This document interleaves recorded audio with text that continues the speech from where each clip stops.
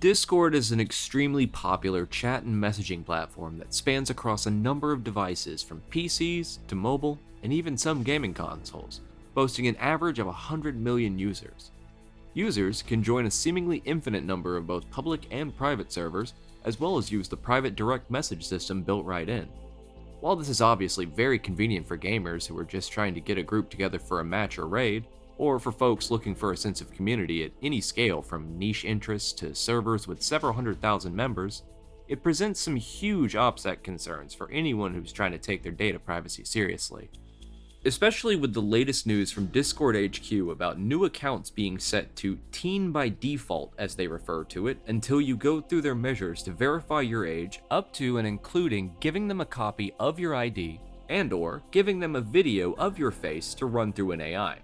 They claim that they delete these videos after doing this, but in a massively scandalous breach back in October of 2025, a massive trove of government issue IDs, as well as those facial recognition videos, were leaked to the public.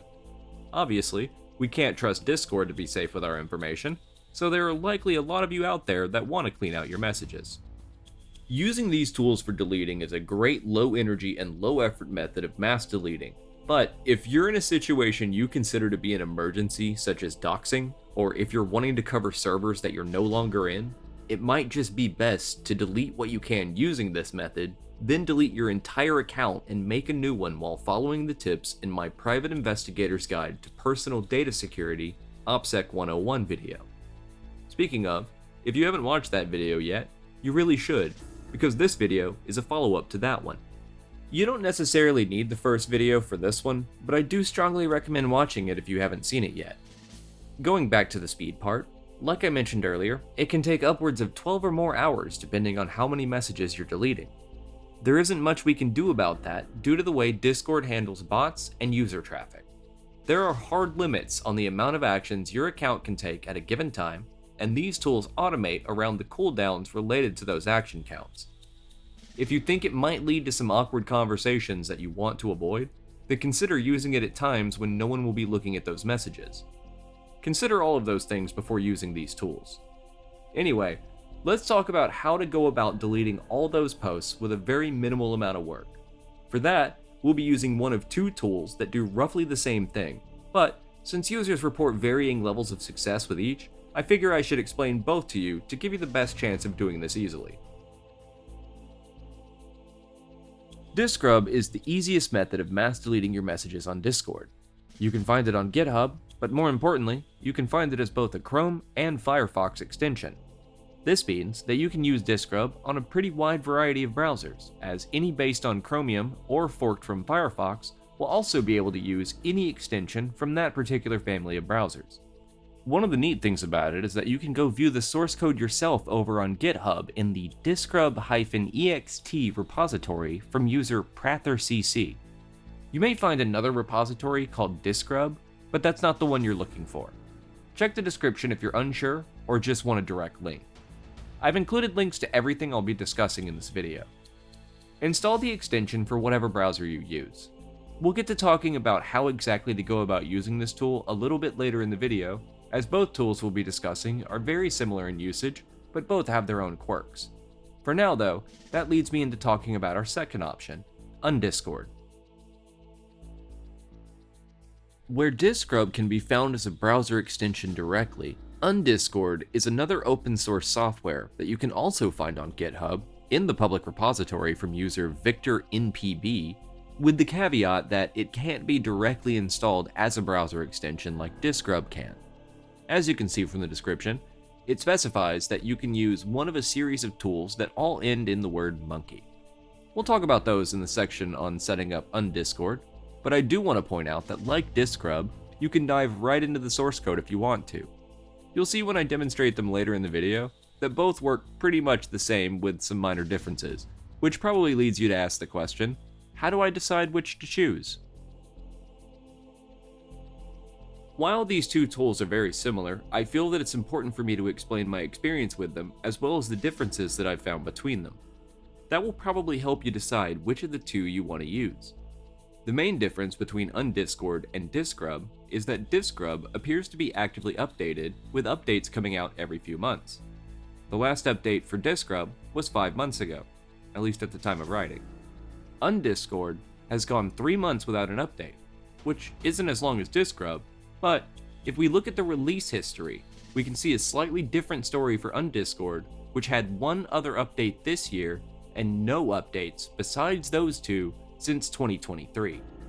That being the case, Undiscord may present some problems for you that may never be resolved. I've included Undiscord in this guide primarily as this is the tool I'm more familiar with. I've also briefly tested Discrub, but nowhere near to the degree that I've used Undiscord.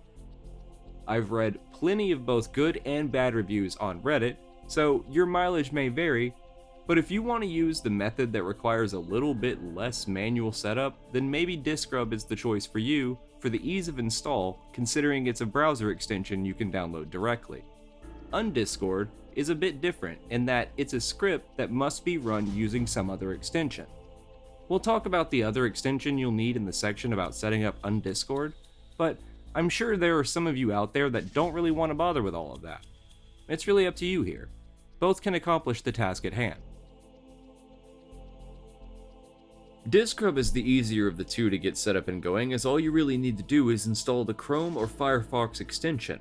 From there, log into Discord via your Chrome or Firefox browser, and you should see the Discrub icon as a button at the top right of Discord. Click that icon, and it should pull up the Discrub menu, starting on the channel messages page.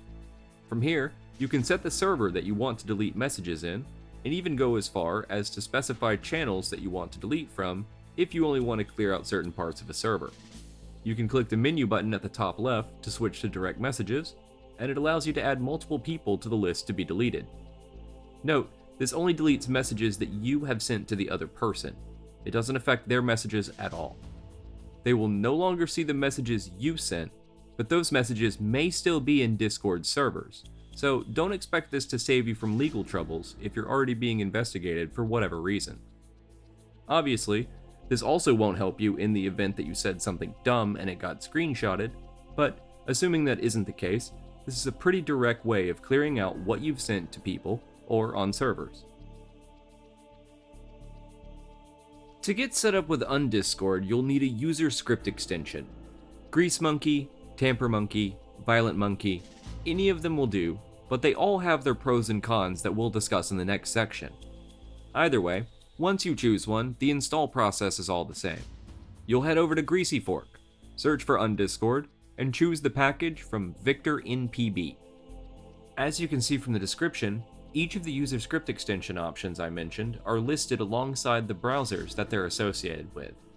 Luckily, this is a pretty simple process of just clicking the green Install This Script button and following the instructions to install it.